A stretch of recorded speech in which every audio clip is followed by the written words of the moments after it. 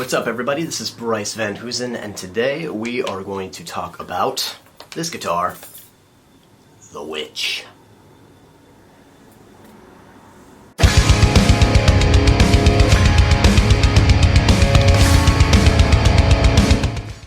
Alright, so I was supposed to do this video last week. I kind of teased it a little bit on my Instagram, and I didn't get to it because I basically came down with a cold. There's some going around here in the Northwest, and everybody's getting popped with something, and I was no exception. So after doing my daily guitar warm-ups, I went to go film this video, and I thought, man, I really feel like shit, so I'm gonna have to wait on this until next week. Apologies for that, but here it is. The Witch. Now, you might be asking yourself, wow, that's a weird Charvel. I have never seen a guitar that looks like that before.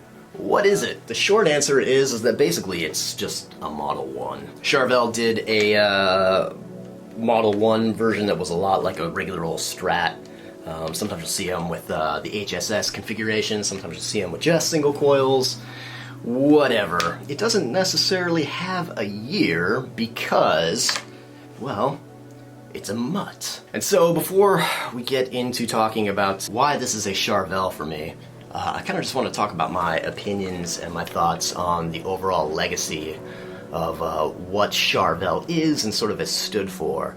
And to start, we're going to have to go back to a little guy named Eddie Van Halen, whom you should all be familiar with. Eddie Van Halen, I think, and his relationship with Charvel in the late 70s really sort of encapsulates what I kind of think of as the ethos of what Charvel is. And essentially, Charvel started off as a custom shop that was sort of putting things together out of really premium woods and really just kind of making an overall super guitar.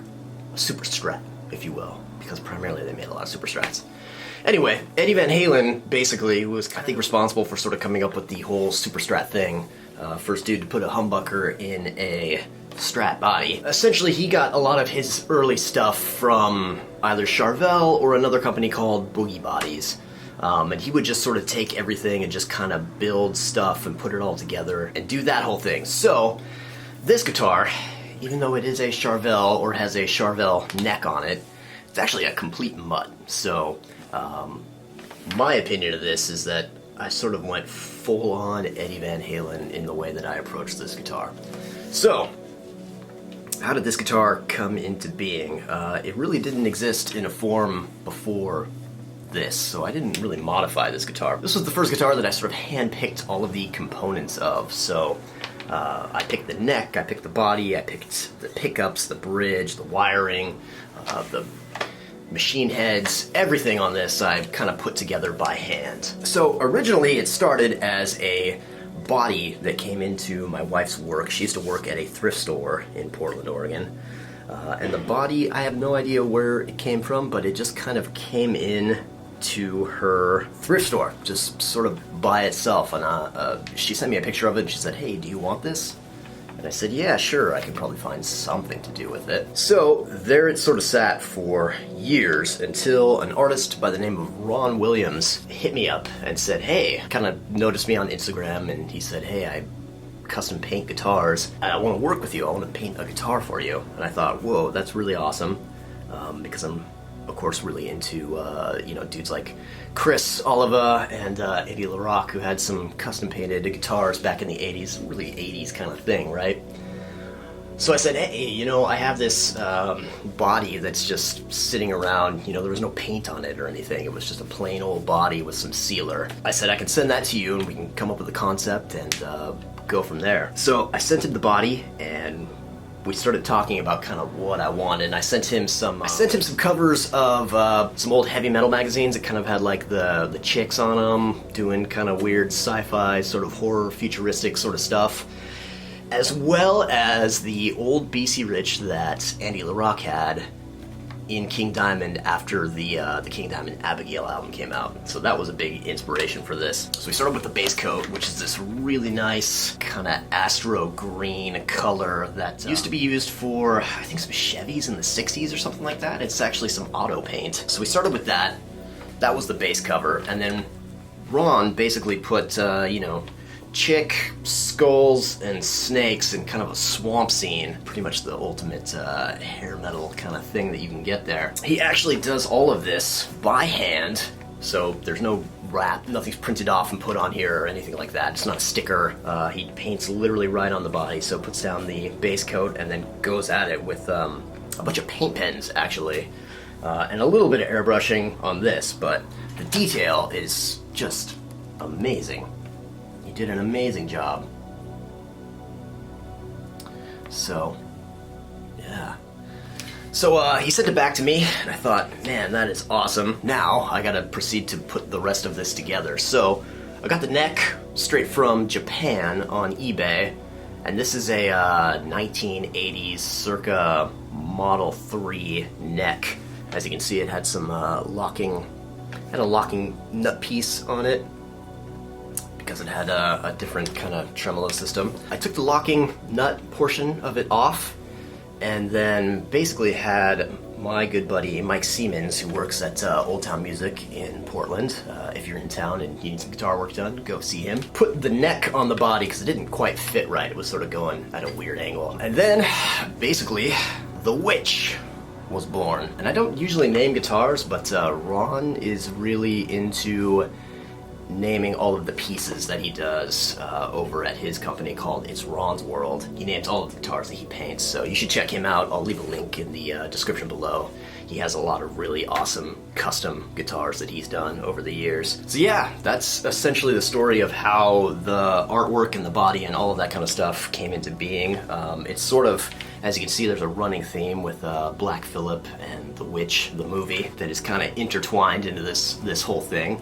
You know, so a witch can be either a beautiful woman or they can be old hags, as you know. All right, so a little bit about the electronics on this. So this actually came to me as just a single coil, 3 single coil only body, and this bottom part here was not routed to actually hold a humbucker. So I literally went down to the Portland tool library and got a big ass Dremel tool and spent a couple days routing this out so that I had a big enough hole to actually put a humbucker in there. So if you take the pickguard off, it looks absolutely terrible, but I was, like I said, getting really Eddie Van Halen with this thing, and just doing everything myself. Total hack job, but you know, that's why the good Lord invented pickguards. The pickups are some older EMGs. As you can see, they have the old logo on them.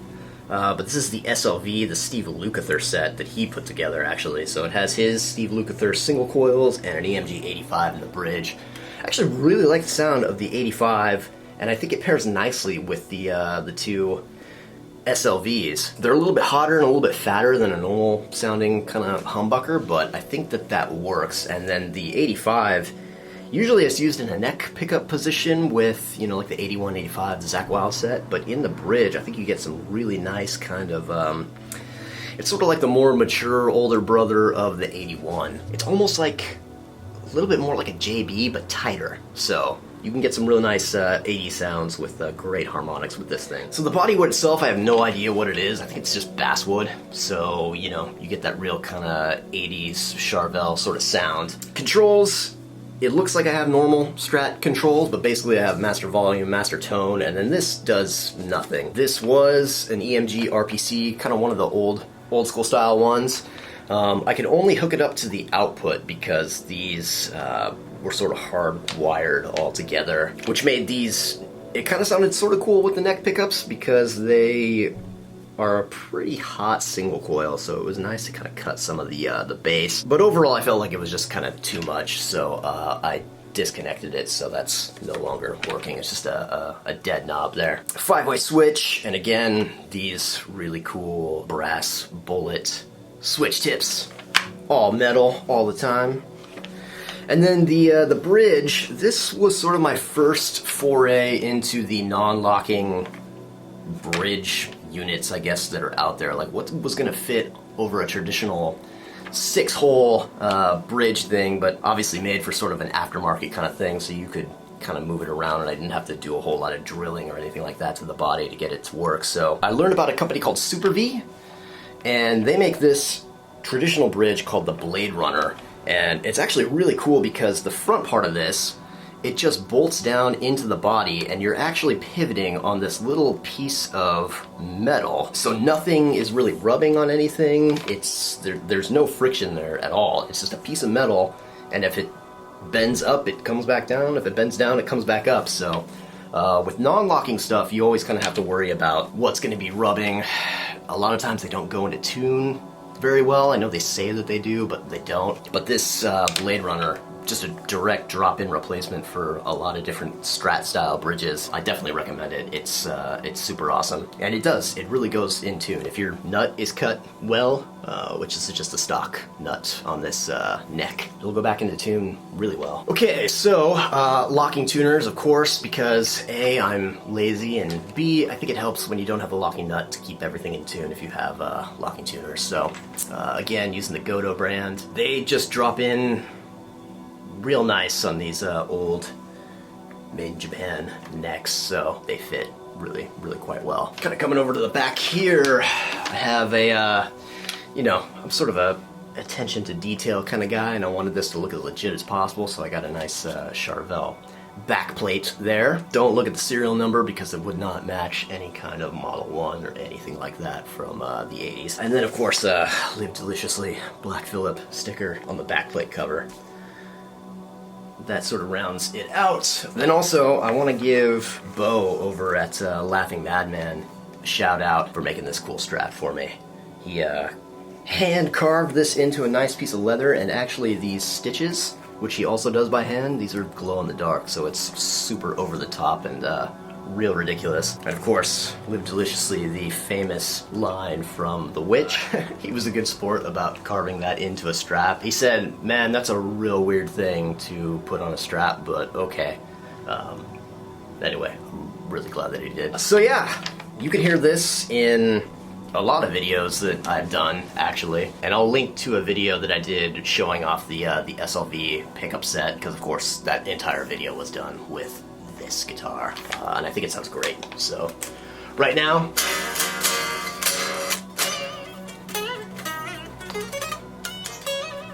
tuned to E flat with the Yngwie set of pickups, so you get a 8 on the high E.